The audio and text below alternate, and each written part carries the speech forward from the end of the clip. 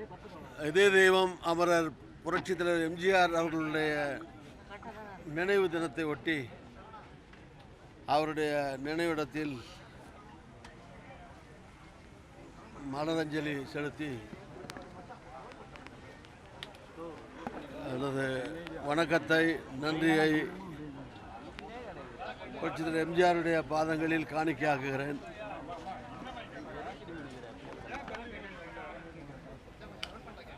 நானும் அறநாயகி தொகுதியினுடைய சட்டமன்ற உறுப்பினர்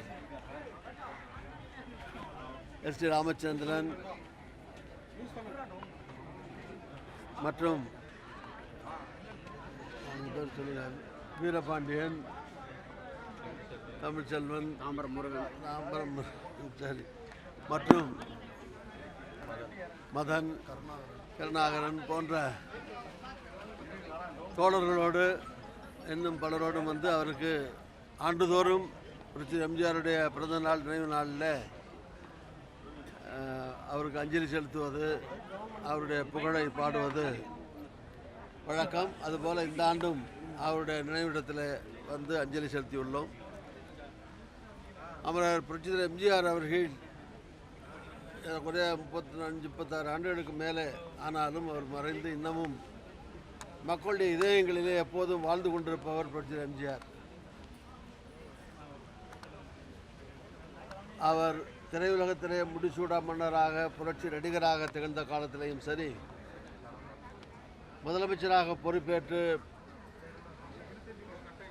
ஏறக்குறைய 3 முறை வெற்றி பெற்று சுமார் 10 ஆண்டுகள் தமிழ்நாட்டுடைய முதலமைச்சராக இருந்த போதும் சரி, அவருடைய எண்ணம், செயல், சிந்தனை அனைத்தும் ஏழை எளிய நடுத்தர மக்களோடு தான் எப்போதும் இருந்தது. மக்கள் திலகமாக அவர் வாழ்நாளின் இறுதி வரை திகழ்ந்தார். மக்களுக்காக எண்ணற்ற திட்டங்களை, ஏழை குழந்தைகளுக்கான சத்துணவு திட்டம் தொடங்கி உலகம் போற்றக்கூடிய பல்வேறு விதமான திட்டங்களை கொண்டு வந்து அளப்பரிய சாதனைகளை தமிழ் மண்ணுக்கு, தமிழ் மக்களுக்கு ஆற்றியவர் புரட்சி எம்ஜிஆர் அவர்கள். அவருடைய தொண்டால், வள்ளல் தன்மையால், கொடை உள்ளத்தால் இனமும் மக்களுடைய இதயங்களிலே எப்போதும் அவர் வாழ்ந்து கொண்டிருக்கிறார். தமிழ் மண் உள்ளவரை, தமிழ் மக்கள் உள்ளவரை, இந்த உலகம் உள்ளவரை புரட்சி எம்ஜிஆருடைய பெயரும் என்றென்றும் பசுமையாக எப்போதும் நிலைத்து நிற்கும். புரட்சி எம்ஜிஆருடைய அமைச்சரவையிலே அமைச்சராக இருந்து, துணை சாவணராக இருந்து பணியாற்றுகிற அந்த காலம், இளைஞரணி எம்ஜிஆர் இளைஞருடைய செயலாளராக இருந்து பணியாற்றிய அந்த காலங்கள் என்னுடைய வாழ்வின் வசந்த காலங்கள்.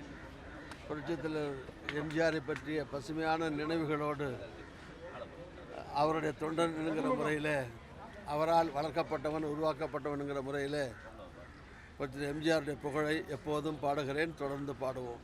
ஈரோடு கிழக்கு சட்டமன்ற இடைத்தேர்தலில் காங்கிரஸ் மீண்டும் போட்டியிடுமா? ஏன்னா திமுக வந்து போட்டியிடணும்னு சொல்லியிருக்காங்க.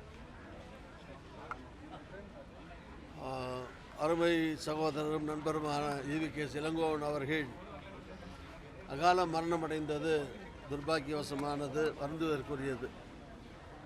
ஏற்கனவே அவருடைய மகனும் சட்டமன்ற உறுப்பினராக இருந்தபோது அங்கே இயற்கை எழுதினார். இந்த துயரமான சூழ்நிலையில் ஈ.வி.கே. இளங்கோவன் நிறுத்தப்பட்டார். அவரும் சட்டமன்ற உறுப்பினராகி அந்த காலத்துக்குள்ளேயே இருக்கை எழுதியிருக்கிறார். இது காங்கிரஸுக்கும் நேர்ந்திருக்கிற ஒரு அவலமான சோதனையான காலகட்டமாகும். அவருடைய குடும்ப ஈ.வி.கே.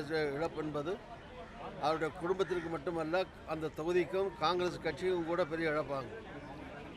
எனவே இடைத்தேர்தல் வருகிற போது அந்த தொகுதியில் எப்போதுமே அது ஏற்கனவே காங்கிரஸ் போட்டியிட்ட தொகுதி அல்லது காங்கிரஸுக்கு ஒதுக்கப்பட்ட தொகுதி என்கிற முறையில் காங்கிரஸ் போட்டியிட வேண்டும் என்று தான் காங்கிரஸ் தோழர்கள் விரும்புவார்கள். கூட்டணியில் ஏற்கனவே ஒதுக்கப்பட்ட வெற்றி பெற்ற இடங்களிலே ஈரோடு தொகுதியும் ஒன்று. எனவே அப்படி காங்கிரஸ் போட்டியிட வேண்டும் என்று காங்கிரஸ் தலைவர்கள் விரும்புவது வாடிக்கை தான், சகஜம்தான். இருந்தாலும் இது குறித்து மாண்பு முதலமைச்சர் திரு ஸ்டாலின் அவர்களிடத்தில் கேட்குற போது திரு ஸ்டாலின் அவர் சொல்லியிருக்கிறார், இது கூடி பேசி கலந்து பேசி முடிவு செய்வோம் என்று சொல்லியிருக்கிறார்.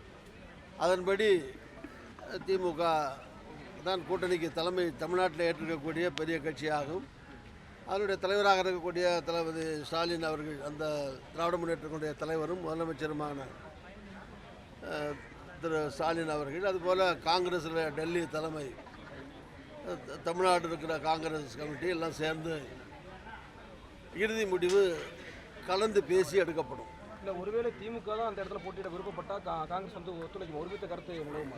யார் போட்டி தேர்தலில் வந்து முடிவு பண்ணி, ஒரு கூட்டணிக்குள்ளே முடிவு பண்ணி வேட்பாளர்கள் அப்படின்னு நிறுத்தப்பட்ட பிறகு அந்த வேட்பாளருக்கு கூட்டணியில் இருக்கிற எல்லோரும் வேலை பார்த்து ஒத்துழைத்து வெற்றி பெற செய்வது கூட்டணியில் இருக்கிற எல்லா கட்சிகளுடைய கடமையாகும். அதனால் எல்லோரும் சேர்ந்து இணைந்து வேலை பார்ப்போம். அதில் ஒன்றும் பிரச்சனை கிடையாது. யாரை நிறுத்துறங்கிறத திமுக காங்கிரஸ் பேசி இது சம்பந்தமான இறுதி முடிவு செய்யப்படும். இறுதி பேசி முடிவெடுத்து யார் வேட்பாளர் என்று வந்த பிறகு எல்லோரும் சேர்ந்து தான் வேலை பார்ப்போம், வெற்றி பெற வைப்போம். வெற்றி பெறுவதும் என்பது உறுதியானது, நிச்சயமானது. ஓகே.